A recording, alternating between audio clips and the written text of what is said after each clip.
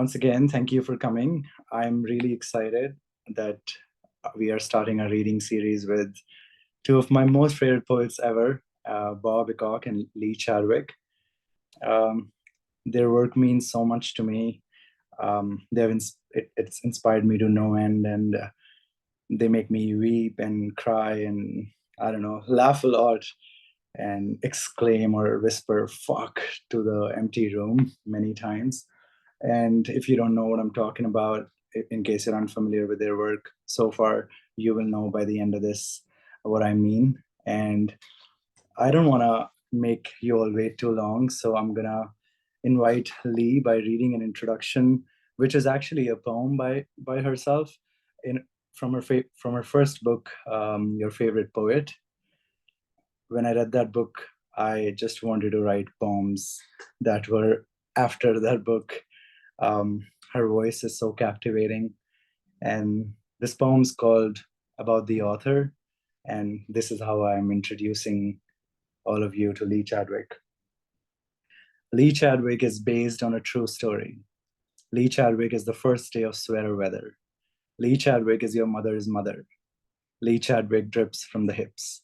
Leigh Chadwick is an interview with Leigh Chadwick where the first question of the interview is, who is Leigh Chadwick? Leigh Chadwick is not Sally Rooney, but maybe one day. Leigh Chadwick is a parental advisory sticker on top of a parental advisory sticker. Leigh Chadwick is the fuck that made you realize how to fuck. Leigh Chadwick is a Franz Ferdinand guitar riff. Leigh Chadwick wakes up lightning. Leigh Chadwick was going to publish an excerpt of Your Favorite Poet in the New Yorker, but decided she might fuck around and get rich and buy the New Yorker instead. Leigh Chadwick is not Banksy, though Banksy wishes that Leigh Chadwick was Banksy. Leigh Chadwick is the last clove cigarette. Leigh Chadwick is Leigh Chadwick is Leigh Chadwick. Leigh Chadwick is soon to be a major motion picture. We'll welcome Leigh Chadwick, and she'll blow our minds now. Come on in, Leigh. Thank you. Hi.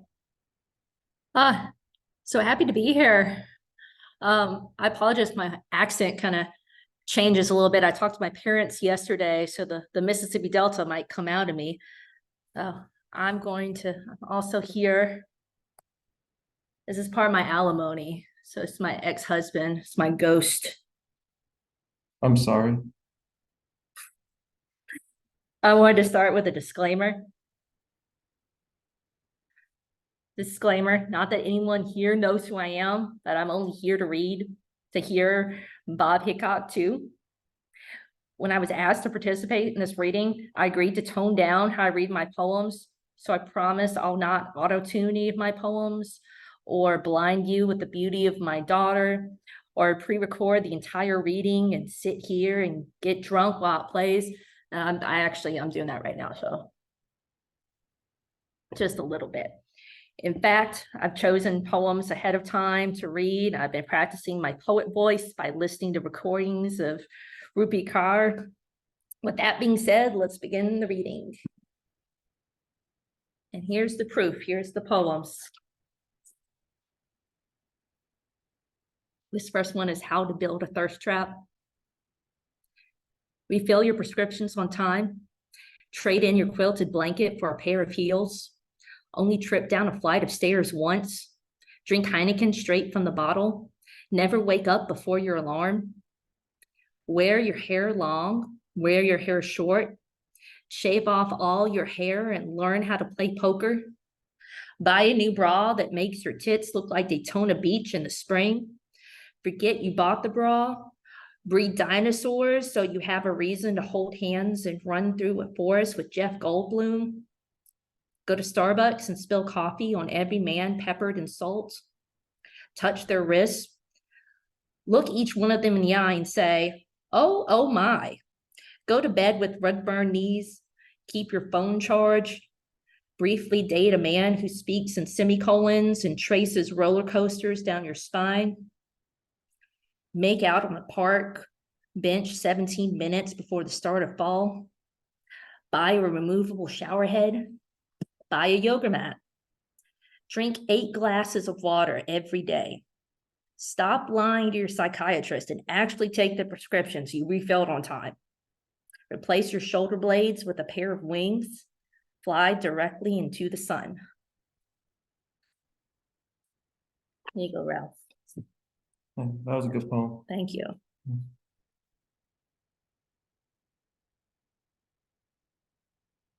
Okay.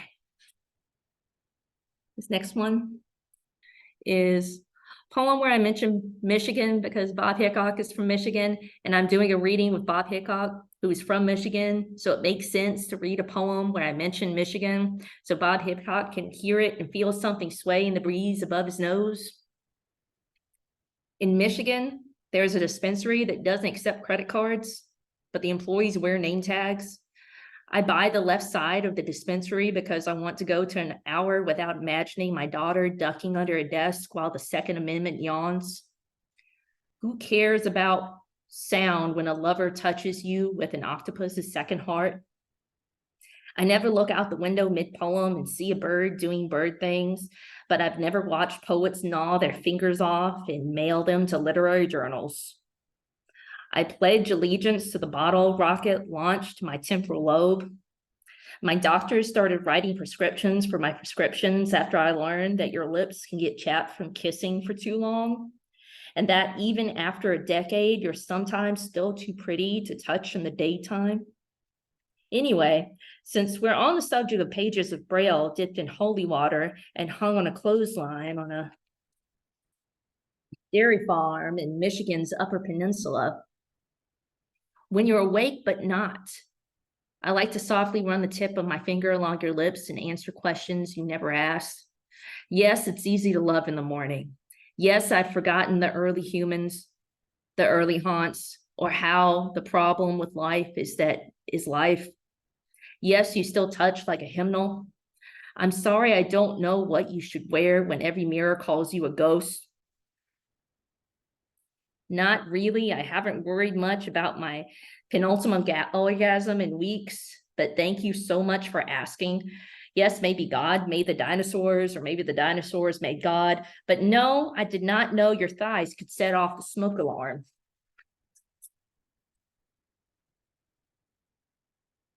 What's an orgasm?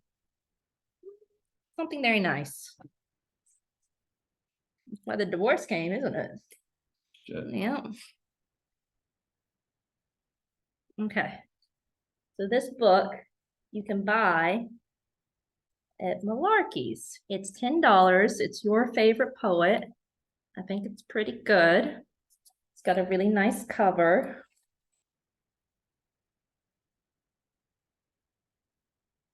This is, I build time machine and push Samuel Colts off a cliff. Spoons are my second favorite utensil. If you climb a fence, you will be at the top of the fence. The same goes for trees and boulders and the guy named Steve who tends bar next to your Better Bar in Des Moines. The calendar on my iPhone says it's either the end of the world or the first Tuesday in May. It's more likely that you will get shot in the face than fall in love. I'm not sure that's true, but science is taking a nap and the sink in the kitchen is clogged. I miss David Berman, but I miss Elliott Smith more. I can't remember where I was when I heard Pavement for the first time. It doesn't matter. I turn the sound up when we kiss. I never forget my daughter, but I'm always losing my keys. So I attach my keys to my daughter. I built a time machine and go back to 1836 and push Samuel Colt off a cliff. When I get back, I eat a bowl of banana pudding. I go online and adopt an elephant. It costs $12 a month.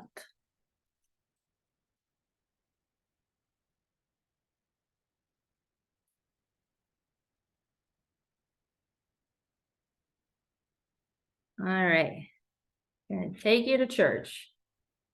This one's called Sunday School. I drink wine at church sometimes.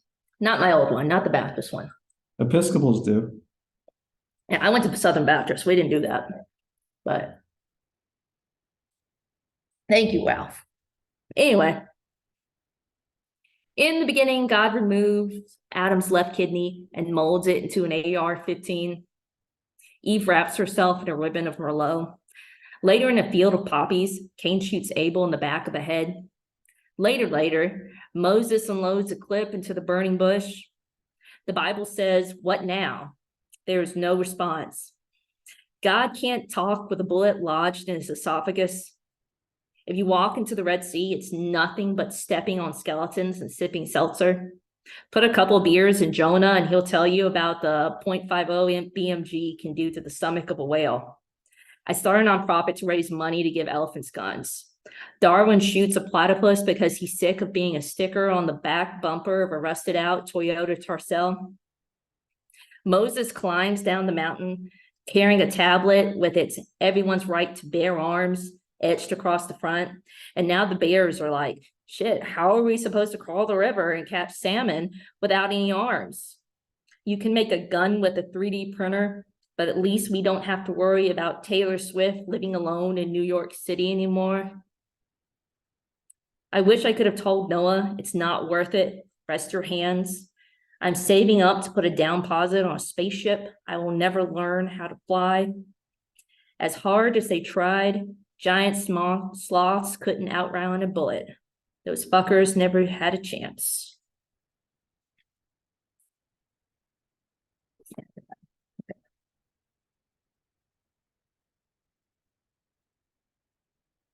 All right.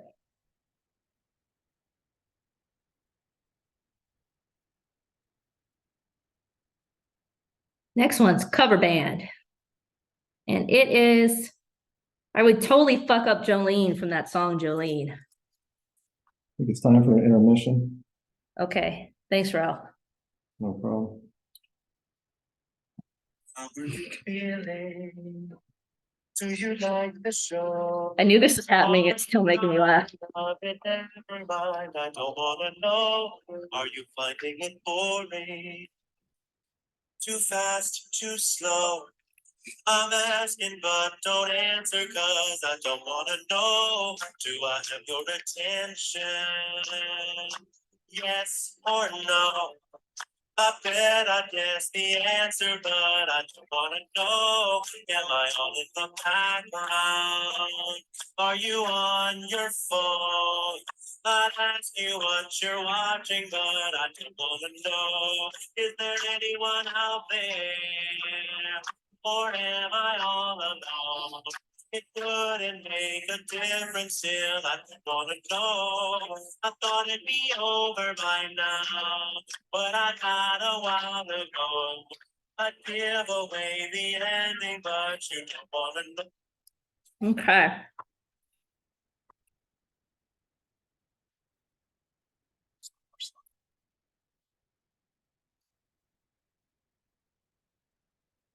Next one.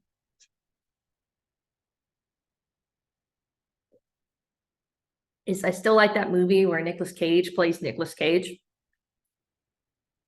I don't know which came first, me shaped like mountains or mountains born men, walking next to coastlines, or the words "I love you" heard through a television set. Or maybe the first time words broke up, the night the streets turned feral, when outside was nothing but wild children dressed in masks of wilder children. The years passed, but the clouds fit the same. Every time I think about trees, it was last night.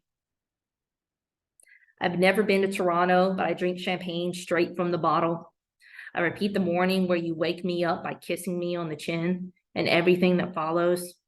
The side effects of hips, pressed against hips, and my legs, the stretch of strangeness, while off another language, a missile points at another missile, a kidney packed on ice sold at the rummage sale.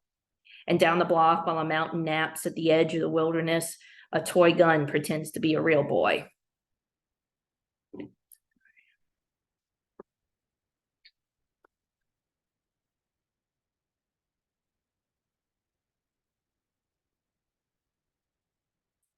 Okay.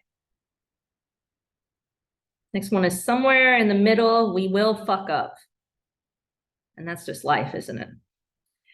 You promise to always walk me home from school. I promise to love you through the early bird special. That didn't happen, so. I'm sorry. I know you're not. All right, let's keep going. Okay, this next one is sophomore slump. Cash grab. Yep, you can buy this one too. It's also $10. So $10, you can't even get a combo at Taco Bell for that anymore. So this is a deal. It's only today and tomorrow. Only today and tomorrow. Thank you, Ghost. You're welcome. I'm sorry. Okay.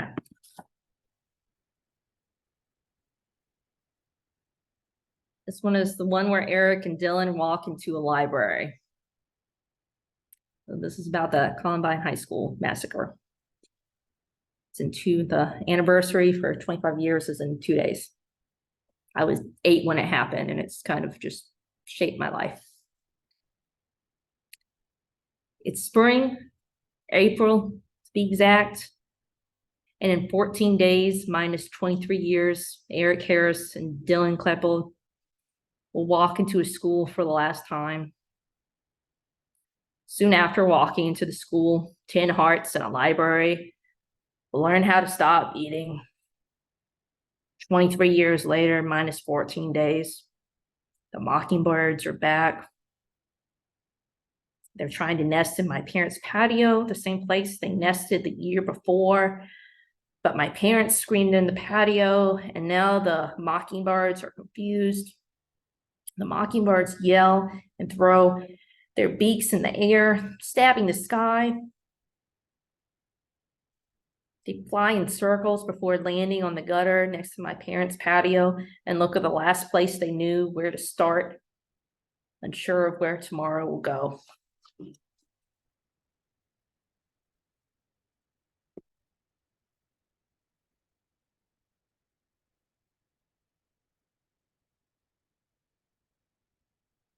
Pretty sure I was high when I wrote this one. I got Fall Out Boy title. Okay, this is how long the title is. I thought about the film Good Will Hunt. So all this is the title. I thought about the film Good Will Hunting, directed by Oscar nominee Gus Van Sant, drugstore cowboy, milk, elephant, and starring Oscar-winning Matt Damon, Born Identity, The Bourne Supremacy, and We Bought a Zoo. As Matt Prodigy, Good Will Hunting, and Oscar winner Ben Affleck, Luigi, Mallrats, Reindeer Games. As Matt Prodigy, Will Hunting's best friend, and Oscar nominee Minnie Driver. Return to Me, Return to Zero, Hope Springs. As Math Prodigy, Will Hunting's interest, and Oscar winner Robin Williams, Dead Poet Society, Mrs. Doubtfire, Jumanji. As Math Prodigy, Will Hunting psychologist who has a penchant for beards and books and can't get over the way his dead wife used to fart in her sleep approximately 4 times while writing this poem. I did not write this to read this out loud. I'm sorry, I'm driving the struggle bus today. You liked that one, didn't you, Ralph? I did. Okay.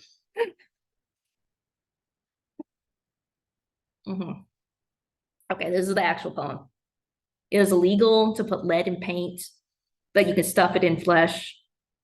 Even awake, I worry my teeth are growing arms, pressing saws to gums. Who will be buried next? I asked my doctor's doctor.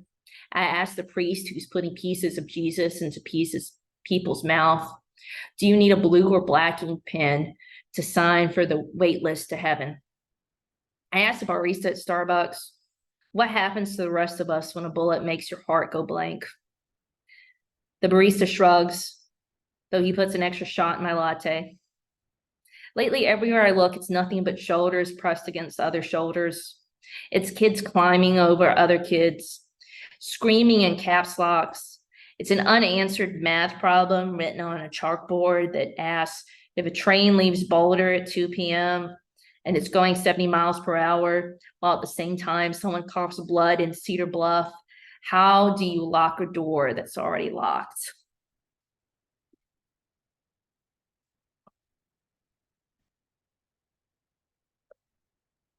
This next one,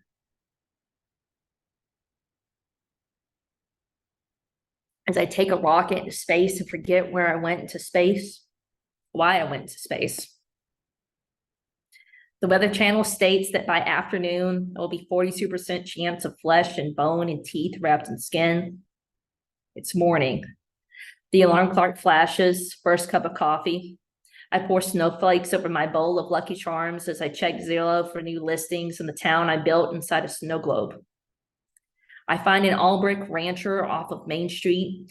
So I go to the credit union I built between the bodega that sells poets to the birds and the vending machine that sells smaller vending machines outside the split-level tattoo coffee shop. I tell the banker at the credit union that I built a home for my home and I need a loan for my home I built in my home. The banker runs my credit score and frowns. I tell the banker, it's okay. I sold 5 more copies of my chat book about dating Pete Davidson last week. I tell the banker that my daughter is ambivalent to the weather and that one day she'll learn how to swim. The banker doesn't say anything. I tell the banker my bank account is now an accordion. The banker still doesn't say anything. The banker has a face and that face is enough. Okay. I think that's it. Good job. Thanks, Ralph. Thank you so much, Leigh. Good You're job very indeed. supportive for a ghost. Yeah, Thank you. many claps for you. I love how you play, that how you treat the page as a playground and you play with humor, and still your poems are so serious and about such devastating subjects. And yeah, My fear is that it's just not going to work, but so far, every time it has. yes, it I feel has. like maybe this is just something I like, but it's worked so far. I love your work, and Thank you, I appreciate that. yeah, Shannon and I speak about this, that you are one poet that we publish any day. Like you don't even have to read beforehand. You send us stuff and we publish it. That's a how good lovely you are. compliment. Thank you. Of course, thank you so much for reading. And I also wanted to say that you are also the perfect poet to open for Bob. Anybody who knows me knows how much I love Bob's work. I mean, I keep his books. This is not like set up for this reading. I keep his books on display so that anybody who comes to our house can pick the books up. And I impose Bob on all my friends. And I'm so glad that I get the chance to do that to all of you today. He has been, it's just so hard to speak about him also, because he's just been so hugely influential in my work and also now in my life. I was in New Delhi until a year ago, and I decided to come across, to travel half the world, and now I live in Blacksburg, the town Bob is from, and I feel really lucky. This is just to say I love his work so much that I chose to change my life for it, quite literally. And I am sure that you will see what I mean when he starts reading. I'm getting a little shy and embarrassed, so I just welcome Bob to come and read for us. I'm going to share his poems on the screen so you can follow along. Thank you, Bob, for doing this for us. Man, I don't know what he's talking about. Thank you, Karan. That was very kind of you. This first poem is called Full Disclosure. Almost every hour of every day I'm in pajamas was my answer when asked, what does it mean to you to be a professor? Now that I'm retired from pretending I deserve an office with my name on it, almost every hour of every day I'm in pajamas. The days come, the days go, the quietest stampede of buffalo I know. One day I'll look up and won't be here to notice it's all over. It'll be too late for laments, hence my busy schedule of grieving the artistry of swallows and clouds and other shapeshifters now, all the animals and things on their way to being something else. I do this trick, have someone pick a card from a deck, put it back, and then I burn the deck with a flamethrower and say, there, That's your card, pointing at the ashes. Without fail, I'm right, and they're amazed how light a flamethrower is, and surprised how deeply they understand the language it speaks. Then I do this other trick of throwing the cards into the air, of turning the ashes into ashes in the shape of a wind wearing a bit of honeysuckle on its neck. A neck I've spent my whole life trying to kiss, with just enough luck to make me stupid enough to try again.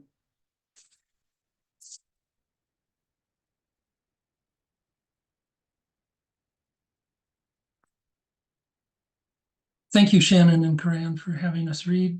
And thank you so much for Only Poems. I think it's an amazing and very distinctive publication.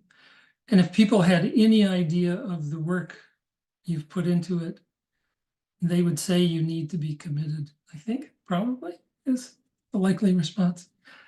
And one thing, Leigh, is it possible that the ghost reveals himself, or is that not appropriate for ghosts?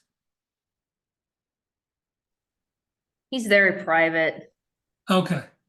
So If I No. look like that, I would be too. Thank you, Bob. Thank you. This is called an exchange. You put a paperback down beside a stream and walk away. The wind speed reads the book in no particular order. A cat sits on it for a few minutes with a mouse in its mouth. I find what snow and rain have left of the book with your name in it years later and want a different life. Not better or worse, just different.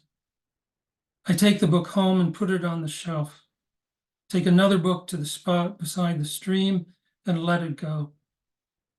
You know those take a penny, leave a penny trays in some convenience stores? May they be full of deep breaths. Fucking hell, that's what I'm talking about. Thank you. Sure. I've been reading a book on climate change that is kind of the most frightening thing I've ever read. Not kind of, it is probably the most frightening book I've ever read. This poem is called Ostriches.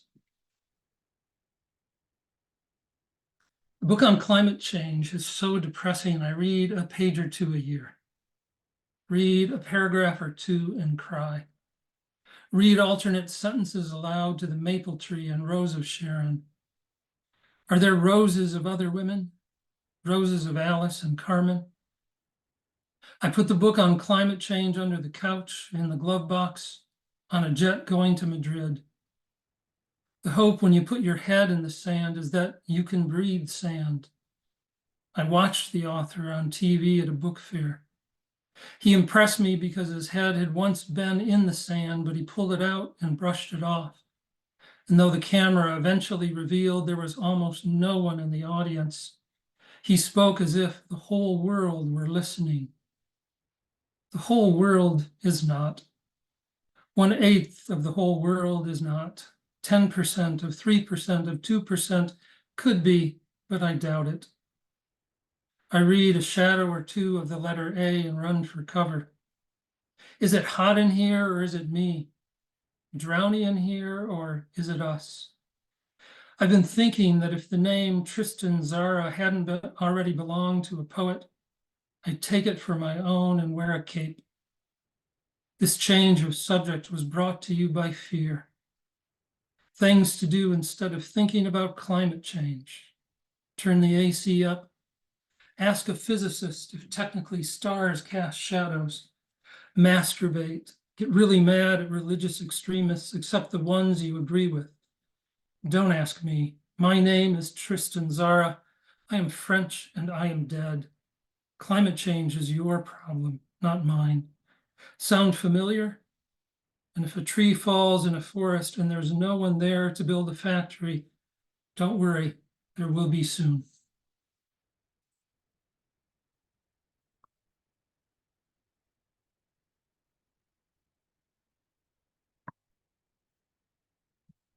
This is called Look on the Bright and Wet Side. My wife is made of rain, falling rain. I long understood that wherever she went, flowers bloom, but didn't know why. Now I do. If you put your ear to this poem, you might be able to hear her, though probably not. I wish I could have heard buffalo stampede, but is a horse, not a person. A horse to the side of the river of hooves, flicking my ears to unsettle the flies, swishing my tail for the same reason. I have no proof my wife is made of rain, just a belief. But there's no proof Jesus died on a cross, other than hammers and nails and cruelty. And look at all the churches built in his name. I know I'm supposed to capitalize his in that sentence, but I don't believe in Jesus or human anatomy as it's been explained to me. A soft rain, the kind that builds a house shaped exactly like yours, only wetter and more upside down, that stays all day, all night, whispering to your roof, touching the grass like the head of a green child. How old is rain? Is there a birthday cake that can withstand its affection? My wife is made of bones and guts and neurons and crying sometimes, and wishing music held the reins to the stagecoach of life. Clearly, I don't know much about cake. My wife is made of time. As in today, the day after, this year and more years and decades and not enough. She's her face and kiss, and when she's gone, she'll be her absence, that elsewhereness that compels us to search in nooks and crannies for any last scrap of breath. But her death is for later, for never. And if she's rain, she's always coming back. If she's rain, goodbyes don't matter, would be silly, kind of like a Super Bowl that apologizes for jumping so high. That's what Super Bowls do. They're excited, so excited to be here, so in love with trying to live in the air. They should be poets. I should be a poet. Someone should be a poet. I suggest dogs, that we have the most to learn from every wagging tail.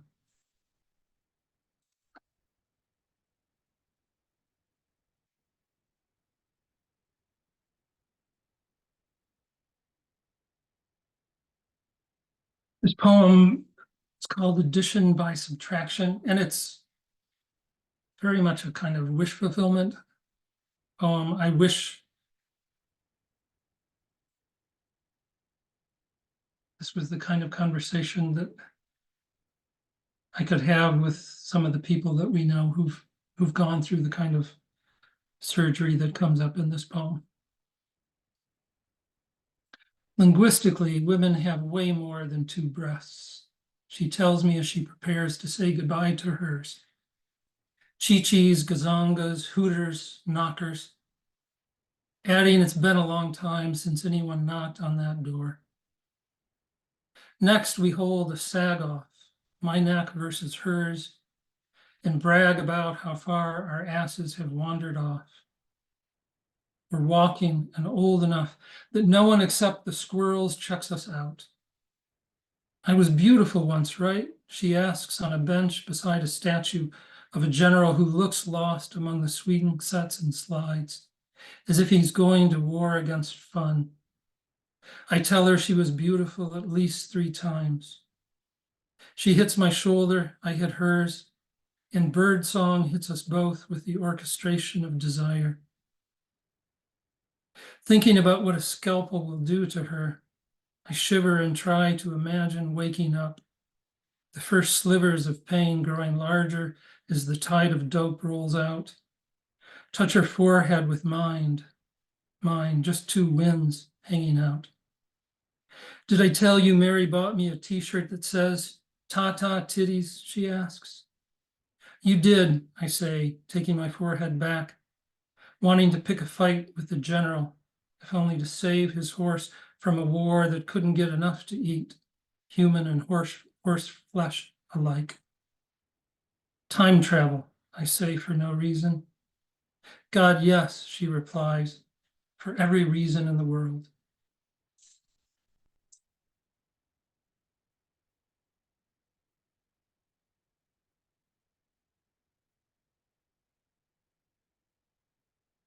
Brevity is the fuse attached to every breath.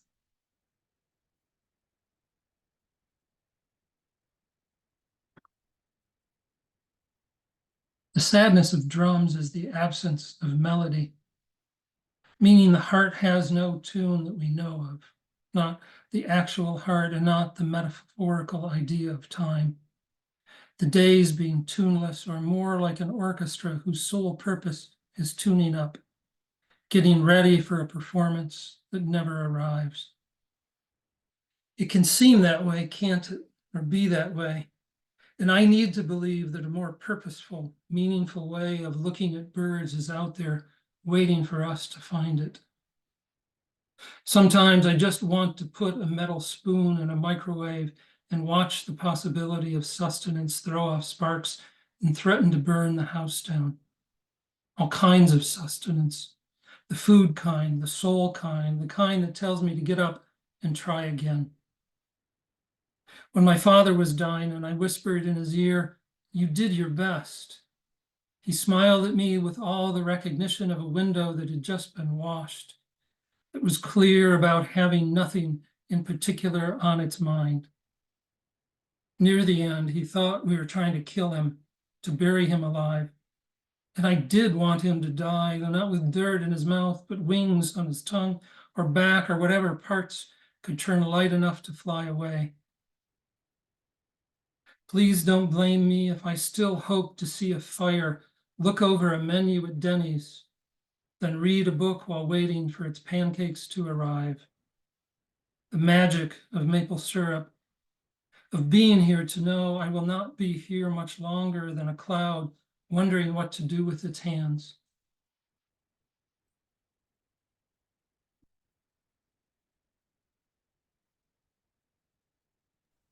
A lot of people are crying. Do you take blame for that? I do now, I feel guilty.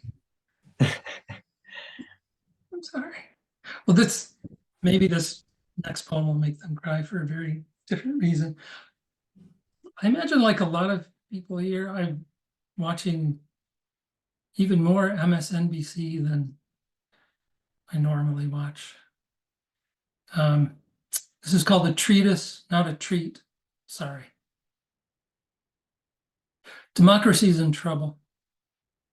Some people love the idea of the strong man, the man who can bench press taxis, who'll break necks, murder red tape, who knows in his bones what needs to be done and can do it through the strength of his toes alone, his hair, his savoir-faire. But I love the idea of the wrong man and woman, that we all are, not all of the time, but all of most of the time, and need to gather our wrongness into a pile, a sheath, whatever gathery thing makes sense to you, and work together to get our boat across the lake or dirigible to the promised land as best we can. Frailty, determination, a little Tabasco, a little love, shoulders to the boulder or wind or wheel. That's the recipe our floundering fathers intended, who knew a crapshoot of a government when they invented one. Many of us give up a little on life, give up a lot, when we realize it's a ton of work to be or have or wear this flesh and grow ever less alive, ever more less likely to make someone else, ever more likely to make someone else responsible for all the work and miracles we need to get done. So when deciding who to vote for, I considered the following write-in candidates: the exclamation mark, Lincoln's hat, a better man than the current contenders, the moon who'd commute to the job, that cloud over there, the one that looks like Mozart eating a peach, the sun and the spring it brings, the flowers, birds and bees and stings, the blooms and rain and muck.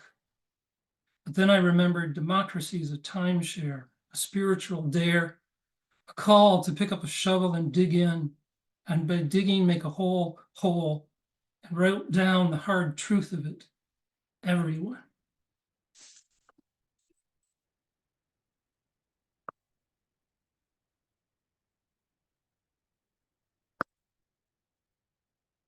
Taking my nostalgia for a walk.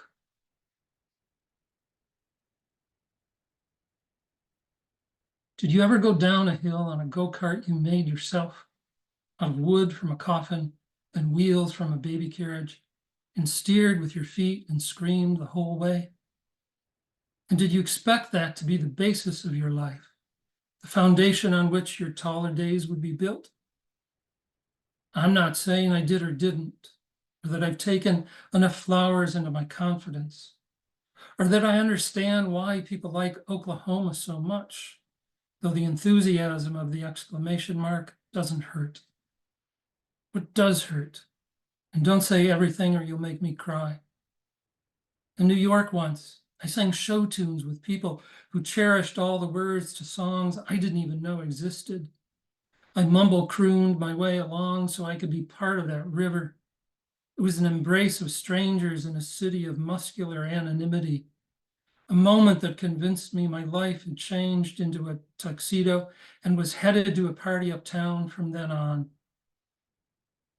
The magic went poof as soon as I stepped outside and watched rats swimming in a garbage can. We all need to believe in something, Christ or pickleball, or that a cello would make a beautiful person, as would a rainbow that likes to get a little drunk and show you pictures of its children in the rain. That I'm still on that go-kart, still singing in a crowd along with a happy piano, means I haven't given up on elation as a career, even though my body's a sinking ship, a paper airplane in a hurricane. A memory as a resuscitation of the dead, as funerary as it is affirmative. Hence, bittersweet, the growing profit in tissues, the feeling that the shadow of a sunset is tapping you on the shoulder, reminding you to look the other way.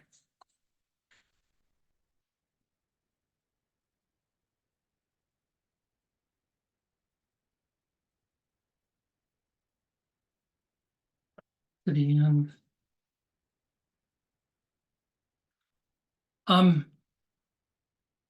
I think a lot of you are of an age where you remember Rodney King. I find myself kind of haunted by something he said. Rodney, for those who don't know, Rodney King was beaten in LA after a chase with cops, high-speed chase. And after those cops were tried and acquitted, there was a riot in LA in 92, I think. And he made a statement that comes up in the poem in the midst of that riot, trying to calm things down. This poem is called I Need a Hero.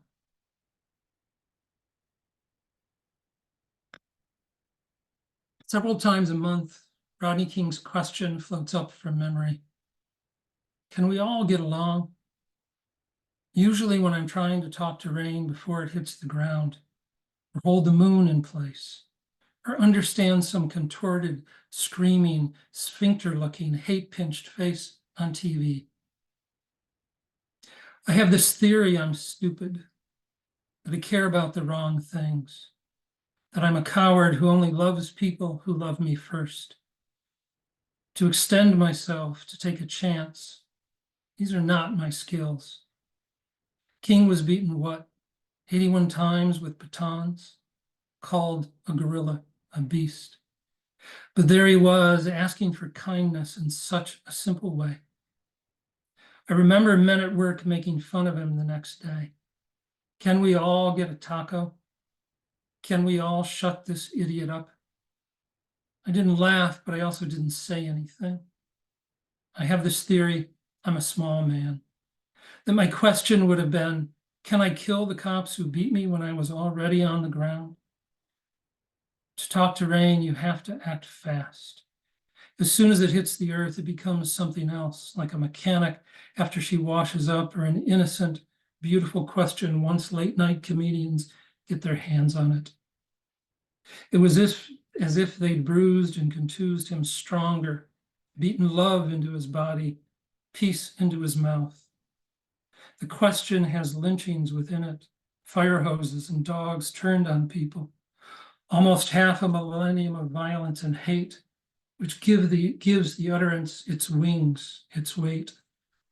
I have the feeling we're not trying hard enough to answer his question, or at all, that I'm tired of being human, that it's getting late.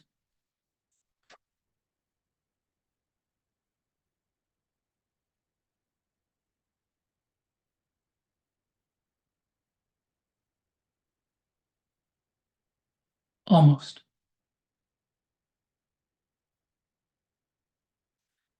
When someone says nothing is permanent, I kiss them for a year to prove them right, slowly, sweetly. And I'm going to finish with the That poem one called, need pardon me? kind of needed to hear that one almost. Thank you. Sure. Finish with a poem called From the Oral History of Oral Sex. A happy vagina is a wonderful thing. Wet is a rainforest without the creepy bugs. I say they're creepy, but that's my limited perspective talking. The good thing about getting lost in a vagina is there's pretty much one way out. Can you tell I'm horny? And can you not tell my mother I'm horny? It'll always be creepy to mix thoughts of parents and thoughts of sex. Not rainforest spider creepy, but more so. Are we the only species that has oral sex? Or that makes movies in which sex and violence get mushed together? I like my sex without nunchucks and my violence to have Alzheimer's, to be something we forget we're in love with. I think that's true. I think humans love violence, need violence, crave bashing and crushing and rending. But with your face in a vagina, that's harder to do. Nunchucks is a funny word. Cunnilingus should be the name of a Romance language. I think violence is an attempt to gain dominion over death, to beat it to the punch. Sex, on the other hand, is fun with my wife. She'll squirm when she reads that, blush. She'll look like a tomato with breasts and a blue Subaru. In a sexier Bible, Jesus would have said, make love, not war. Make French fries, not bloody noses. I'm glad oral sex doesn't mean we lecture each other's genitals. They wouldn't listen anyway. They have no ears. See that? I've been paying attention to biology, Scientology, gerontology, to all the ologies, and to how sad we are, how dangerous we are, how hard it seems these days to be kind. Make hush, not bedlam. Make your bed, not napalm. Make love, like, adore, admire, esteem, or some cousin thereof. What's the word I'm asking for? Please. Thank you very much for coming and listening to us. Thank you so much, Bob. That was. I know we have to do we planned like a few questions, but I want a minute.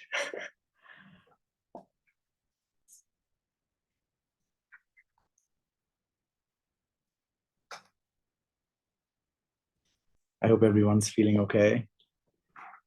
Thank you again, Bob and Leigh, for reading.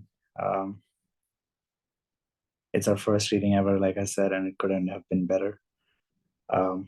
Thank you for allowing us to publish your work before and participating in my crazy interviews where Bob says that if I have the chance to ask one question, why ask one question? Why not ask like 5 questions in a single question? I've been trying to change that. I'll ask with a funny, simple, easy question that somebody. So I noted down these questions, but I forgot to not note down the names of people who asked these questions. So forgive me, but you'd know who you are. This is like a simple, easy one for you, Bob. First, when did you realize that you were really on to something as a poet? Never. I still have not realized that. I don't know how you all feel about the public side, I assume a good share of the folks here are also writers. But I have no confidence except while I write that I'm any good at this or that there's any reason to engage in this endeavor. And that's one thing I don't understand about Bob. But I know that. That's it. There's no other thing you don't understand. That's the one thing. Thank you. What about you, Leigh? Your first book is called Your Favorite Poet, and I imagine you people who are not as familiar with your work or who would take you on the surface would assume that you have an inflated sense of ego or something. You title your book with that name, and then you have poems in there calling yourself as the best poet in the world and shitting on New Yorker and shit. I love that. I love that kind of attitude and persona. But what do you think? When did you feel that you were really onto something as a poet? It's all an act. In real life, I'm pretty, I'm pretty quiet and introverted. So I'm just trying to be more of an entertaining person online, I guess. But it's all performance art. I'm trying to have fun and put my words out there. But like I said before, I'm like, I hope this is funny. I hope this works. I hope this reaches people. It's just kind of all hope.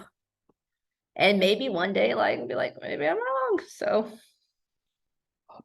people in the chat are saying it's working, and I agree. And well, that's good. It's working.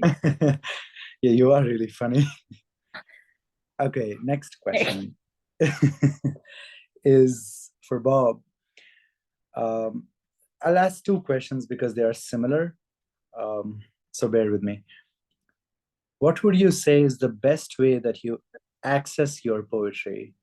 I do believe, this person says that they do believe that the poems find you, but a poet still has to open the door or find ways to open their senses in some way, quiet the clutter or whatever. So what do you think is the way that you open your doors for poems to arrive? I'll ask the second question later. Habit, structure. Basically, for almost 40 years now, I've engaged in the same activity pretty much every day. And except for changing from, at one point I wrote at night and I switched to morning, except for that change, there's always been a kind of ritual or structure to it. And I think, if only subconsciously, that kind of steers your mind to occupy the same space on a consistent basis. So going up to your desk every morning is what does it for you? Opens the door. Yeah, I mean, it's just, I think we underestimate the importance of repetition and just work. And by doing the same thing over and over and over, there's really not an issue as far as opening myself up to the work. That's separate from the results. The results are their own thing, but it's a job in the best sense. And we don't ask, like plumbers, like, well, how do you open yourself up to fixing the pipe? Or an NBA player, it's like, how do you get, it's like, it's what I do, it's what we do. And I think the thing that helps greatly is just accepting it's what you do, and in a sense, building your life around that activity. And that's basically what I've done. Thank you. I really like that. I remember once you told me, think of writing as shoving the snow.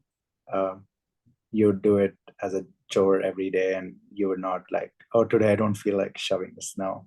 So treating it as work and just get into it. I hate that I said that, because who the hell likes shoveling snow? Wish I would have picked a better example. Same question for you, Lee. What helps you access the muse, so to speak? Uh, to be honest, sometimes at work, I just start writing on my Word app on my phone. My daughter is a big inspiration living here in Tennessee, where the gun laws seem to be getting crazier and crazier. They just passed that teachers can have guns in the classroom, which is, as a former teacher, is crazy. They're trying to, I don't know if they passed this one yet, that all high schoolers have to take a gun class, and you can't opt out of it for any reason at all. If you've had trauma, anything. If you're I hear what's on the news and I just react to it. And sometimes I get all my thoughts on pen and paper, and sometimes I don't. Sometimes they just drift into the wind. So some days it's just kind of what happens. Thank you. That's insane. Would you like to say something, Bob? Yes, so is the idea that every student is going to be taught how to use a firearm? Yes, they have to know, and you have to take the class. Even if you're a pacifist, even if it's against everything you are, or if you had a family member that was murdered by a gun, you still have to take it. It's very upsetting. And is this somehow Big being, state. Like, it's a lot of cities here. is this being contextualized as being for safety?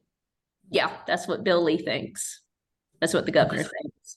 Fuck Bill. Yeah, fuck him. America would do anything but control the guns.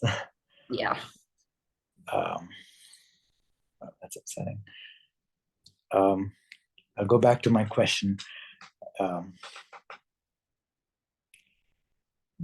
So continuing the last question in a way, Bob, like Lee already kind of answered it. Do you feel that you begin more often with a triggering subject, so to speak, or like a solid base for a poem or a premise, as Richard Hugo once put it, before flying around and doing all the wonderful things that you do with image and language?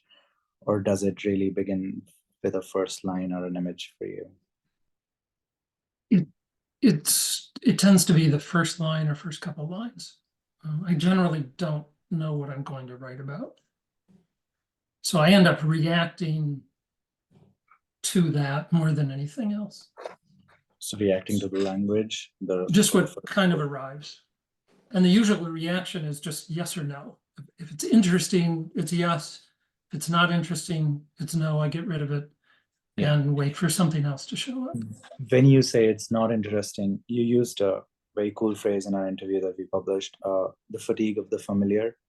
Is it usually because of that, when you feel that it's not interesting? To some extent, one of the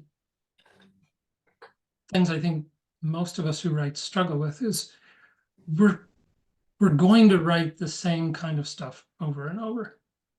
The idea that we each write one poem, what I think is equal parts true and bullshit. So that which may seem unfamiliar probably is actually very familiar. But having said that, if it feels like ground I've walked already, or in particular, if the last couple poems seem to have occupied roughly the same space, I'll tend to push against it if something similar shows up. Yeah, and it came through in this short reading as well, how much of a range that you explore when you work. The similar question, borrowing from what Bob said, Lee. Do you feel that way? That because your poem, it feels to me as if you are in some way also writing the same poem over and over, but also again you also move subjects.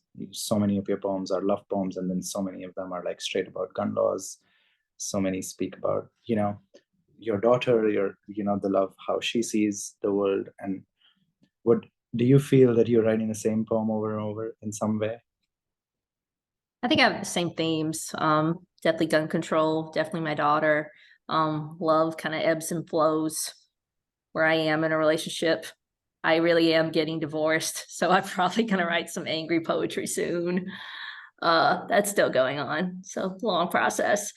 But just like life, we have different emotions and different things that we care about. But basically, since I was 18 and went to college, I've really cared about gun control. I grew up in Mississippi. The high school I went to, the seniors would drive their trucks to school and have gun racks in their trucks, and a lot of times their trucks were unlocked, so there were like technically guns on campus because they went deer hunting after school. So it's something I've been around my whole life, but it's something that my opinion has gotten more. Before it was just like, oh, this is just something that people have. And now I feel, it's a good way to put it. Yeah. Like I need to voice this, how I feel about it. It's like my poetry's therapy. Yeah, I keep coming into contact with people speaking about poetry in context of therapy in some way. All our recent interviews have had that question somehow. But what I'm getting from both of your answers is that poetry comes from life, and you are just being aware in some way, or that you're more receptive. Probably a silly question, but because I've run out of my notes, so I'm just making this up now. But so this sensitivity, I think there's a certain sensitivity that you have to embody or have, I don't know, to perceive the world in a way that is sensitive, and to be able to write about it. Do you think that it's just you're born with it? Like, I think I'm reminded of a quote by Fitzgerald, who in his essay in The Crack Up says, vitality, you have it or haven't it, something like that, because he's depressed and eventually dies or whatever. But so is sensitivity something that you have or don't have, or can you work around developing it in some way? What do you think?